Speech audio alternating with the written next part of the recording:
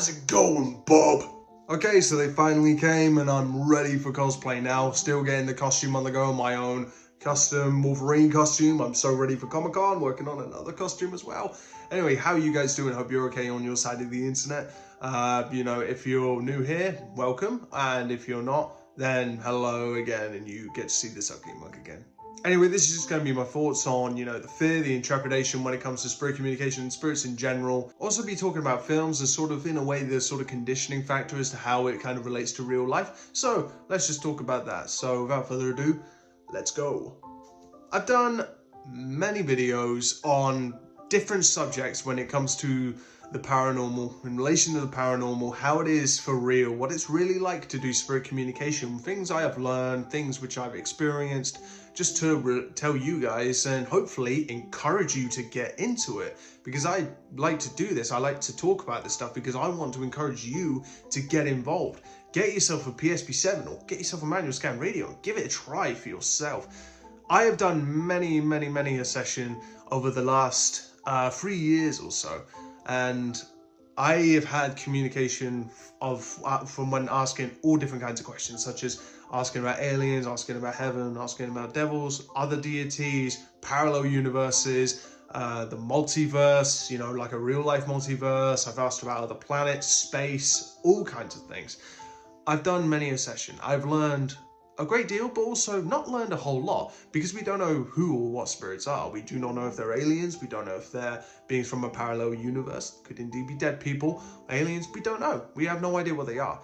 But when it comes to things such as Hollywood, and when in films it's portrayed in a certain way that spirits are something to be feared, like ghosts, entities, whatever you choose to call them, are something to be feared. I mean, you see it all the time in films like Paranormal Activity, Insidious, The Conjuring, Exorcism of Emily Rose, and so on.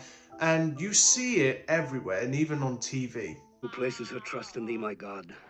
Be unto her, O Lord, a fortified tower. In the face of the enemy. Let the enemy have no power over her.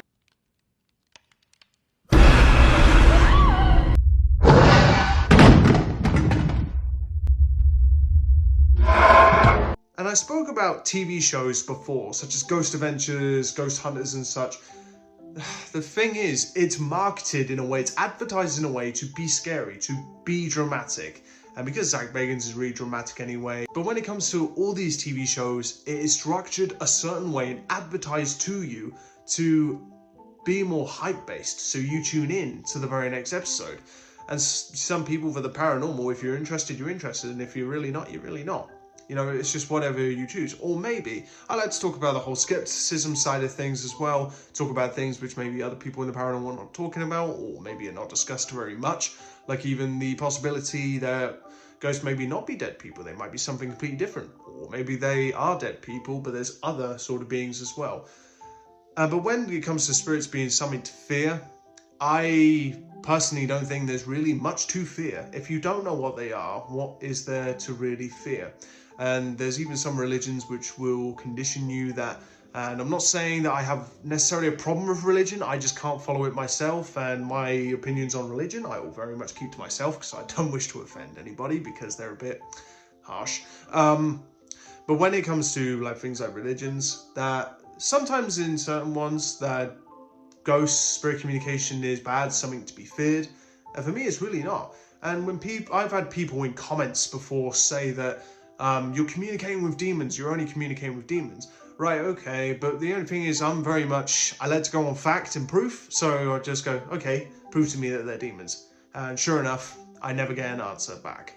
And, it's like, I can't prove to you that they're dead people, I can't prove to you they're demons, I can't prove to you it's the devil, I can't prove to you it's beings from a parallel universe, aliens, fairies, energy, what have you. All I can tell you and all I can show you is that an unknown entity is communicating through unknown means, unknown origins. That's all I can tell you. Apart from that, I have no clue what they are. It's like I invite anything in because I don't know what they are. No one can prove what they are. And I've always said, I don't care if you're good, bad, indifferent, whatever you are. As long as you want to talk, then just talk.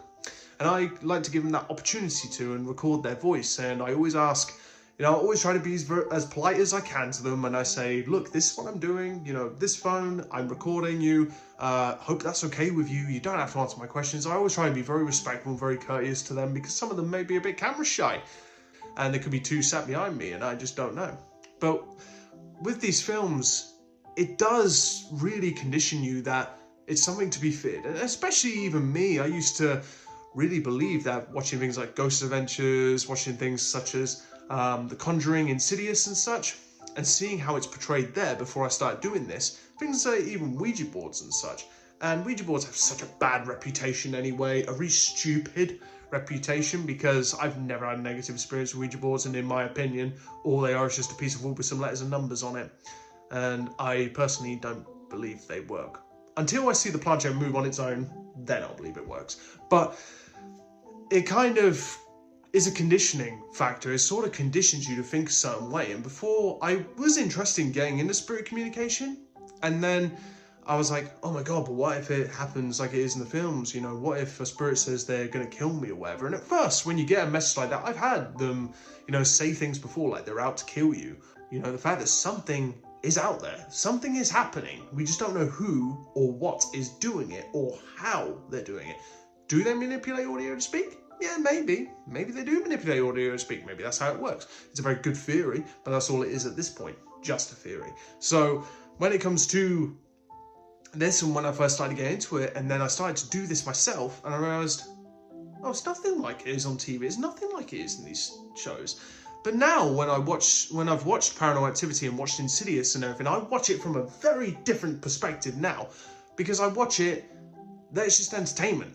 It's not really based on any sort of fact of what paranormal spirit communication is. If there was a real film or a real TV show that came out about what spirit communication truly is, nobody would watch it, because it hasn't got the drama factor, it hasn't got the edge of your seat, you know, quality. You're expecting somebody to become possessed, or a demon to jump out the wall, or a chair to fly across the room or something, or eyes roll in the back of your head speaking in tongues. No, it just, sometimes spirit communication, investigations, what have you, sometimes they're downright bloody boring. I mean, they're interesting for people like me, because I love it. You know, it's just the fact that something might happen, something might not happen. And that's just it, it's luck of the draw, really. It's just luck of the draw, something may happen, something may not. Even people come to this channel and they come and comment on videos and they say, hey, can you do a session for, on the other occasion they say, can you do a session for such and such celebrity, for such and such family member, for such and such friend, whatever. And I always say, well, why don't you try it? Instead of me doing it, why don't you do it? And they a lot of the time say that they don't have the confidence, or maybe they're scared of what may come through. You know, I'm scared that a demon's going to come through, and I go, yeah, but at the same time, if that was to happen, you don't know that's a demon more than I can tell you. I don't know that's a demon that's talking to you. Could very well be. I have no idea. Could be an angel. I have no idea. And, you know, when people say, I'm worried about something following me home from a haunted place or whatever, well, how do you know a spirit's followed you home? For all you know, there could have been a spirit that followed you home, but years ago, and you just never noticed. Whatever.